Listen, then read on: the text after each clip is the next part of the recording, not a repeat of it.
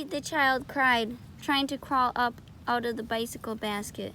Max grabbed for the little shoulders. "No," he pushed at the child to keep him in the basket. "Stay there, please, don't." And at the same time, he turned to see what the child was pointing at. As soon as he saw it, he understood. "Ice cream?" he asked. "You want ice cream?" "Aye," the child answered, relieved that this large and friendly person had finally grasped his perfectly simple and entirely obvious desire. Max lifted him out of the basket and set him on his feet, gripping one small wrist tightly while he leaned his bicycle up against the brick wall beside the shop entrance. Maybe once he had given him some ice cream, the child would point the way home. Or maybe he would have to ask where the nearest police station was so he could take the child there and a parent could be found. Or he could go find Grammy and admit that he'd acted impulsively, but she wouldn't want to have ignored the child, would she? Now he wondered, alarmed, if by putting the child in his basket and riding off, he might be accused of kidnapping. He should have stopped to think, or at least he should have slowed down and thought. The child seemed perfectly content now, pulling Max into the little shop. But the parent must be frantic. Should he have just waited where he was, on the bench, with the child safely beside him? It was too late to worry about that. He had made his choice, done what he'd done. The shop bell jangled behind them, and Max breathed in deeply. He wasn't sure what to say. The young woman, who looked at them from behind the counter, had light brown hair held neatly away from her face by a white kerchief, pale brown eyes, and olive skin, and she was as plain and as appealing as a mole, or a field mouse, or any other soft little brown thing. The child ran up to the glass-fronted display case, and Max removed his gray and white checked cap, ready to explain, but the young woman rushed out from behind the counter before he could open his mouth. "Angel," she cried, crouching down beside the child. "There you are," meaning here. "Where have you been?" "Is this your—" Max started to ask. She didn't even look at him. It was as if she hadn't heard him. "Your mother is fit to be tied." She poked the child gently in his stomach. "Mama was just in here, Angel, and she said that you—" And then she did look up at Max, her serious little face hopeful. "Can you go find her? She's a tall woman wearing a red hat with 2 peacock feathers. It's only been a few minutes since she was here. She's running around like a chicken with her head cut off. Well, of course, she went left down the boulevard. I'll keep Angel here. He knows me. Don't you, Angel? Tell her Gabrielle has him. Do you want some ice cream?" "I?" the child asked. "Yes, ice cream." "I know, chocolate," answered the young woman, turning back to the child, her face lit by a smile as gentle as early morning sunlight. The smile did not leave her face as she turned to Max again. "Could you, please?" Without a word, Max exited the shop and looked off to the left. At the end of the block, just past the crossroad, he saw a red hat entering a door under a blue and white striped awning, and he jammed his cap onto his head and took off at a run. He dodged through men and women on the sidewalk, bicycles, and a delivery wagon in the street, mumbling, "Sorry, excuse me," ignoring the protests. "Where's the fire, mister?" She was just coming out of the hotel when he ran up to her and saw immediately that she was a mother looking for her lost child. Tendrils of escaped hair stuck to her temples, her eyes were watery, and the 2 peacock feathers on her hat tilted so wildly that only a bright silver Z kept them attached. Max had almost no breath to speak with. He gasped, "It's all right. He's—" She looked at him, uncomprehending. He gasped out, "Angel, with Gabrielle." Her eyes closed and she sighed in relief. Thank heavens! And she was rushing off, unable to run in the high-heeled shoes she wore, but trying all the same, back the way Max had just come. He jogged beside her, but she didn't notice him at all. He followed her into the ice cream shop, where the child was now seated on top of the wooden counter, with both hands wrapped around a chocolate ice cream cone, laughing at the young woman. Angel, cried the mother. Mama, cried the child, and then, Ma, he added, and held out his cone. Aye! Everything now explained. Angel returned to the ice cream. Don't you ever do that to me again, the mother said, and bent down to kiss the child on his cheek, letting her hand curve around the small neck. Ever, ever, ever. Mama, the child said, and pushed her away. Keeping a hand on his head, she turned to the young woman. I don't know how I can thank you, Gabriel. Don't thank me. Thank him, the young woman said. She straightened the white kerchief on her head, smoothed her apron, and smiled at Max. Max smiled back at her. This Gabrielle was the kind of person you would want to keep nearby so you could get to know her better. The kind of person you would want you for a friend. That was somehow obvious. He just brought Angel in out of the blue, or rather off the street. Then the woman did turn and did see Max, or rather, she saw a tallish youngish man, poor by the look of his jacket and boots, turning his gray and white checked cap around in his hands. She thought he looked like a hero. The expression in his eyes, odd, those eyes, almost the color of the tarnish on old silver, was alert and attentive. When he spoke, his voice was an unremarkable, normal voice. Is Angel short for Angelo? It's short for Humphrey, she answered with a laugh. My husband calls him Angel because he's so unangelic. He's a runner-offer. Max nodded.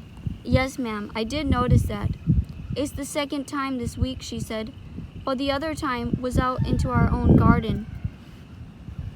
I'm not a bad mother. You are a lovely mother, the young woman, Gabrielle said earnestly. You adore him. He is a happy and lively little boy. I'll make you a coffee. Sit down, please. And a pastry?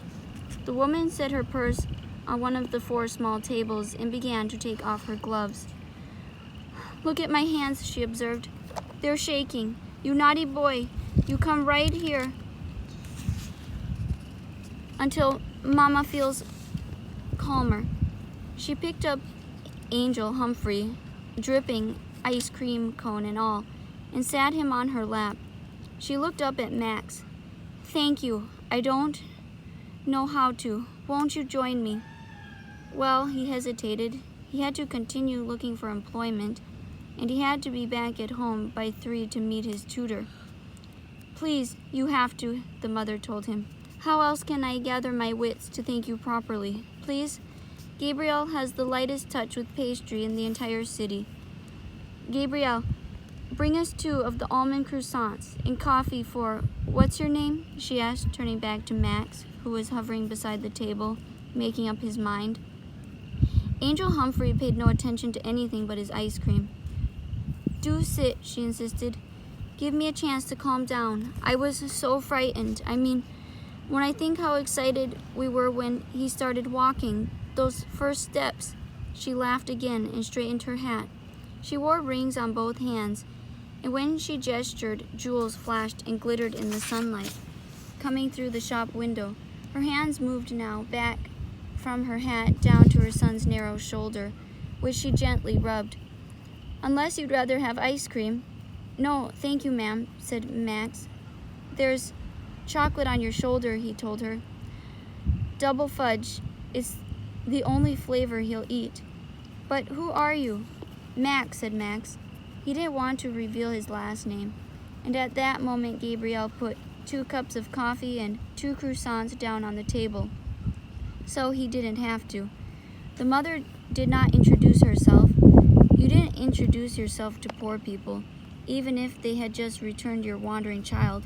She picked up a fork and knife to eat her pastry with, because you didn't eat with your fingers unless you were on a picnic.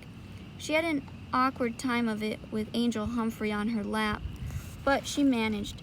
Meanwhile, Max was berating himself for not telling her his name was Bartholomew or Lorenzo.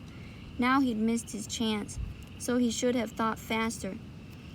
He picked up his croissant. Elegant table manners weren't expected of workmen or students or poor people.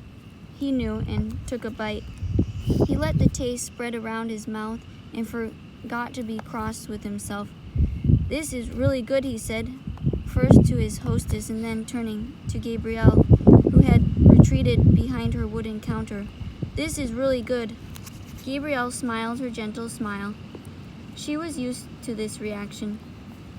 The mother leaned across the table to say to Max in a low and private voice, "Really, she could be the pastry chef in a 5-star restaurant. The Silver Spoon. You might not have heard of it, or Zardo's, but apprenticeships cost money, especially at places like that, which is," she said, smiling, "good luck for us common folk, isn't it?" Max nodded and said nothing. His mouth was full, and besides, looking at her rings and her expensive clothing, he thought that she knew she was, to be counted among the uncommon folk, one of those who could easily afford elegant meals in expensive restaurants. He stirred cream and sugar into his coffee and sipped.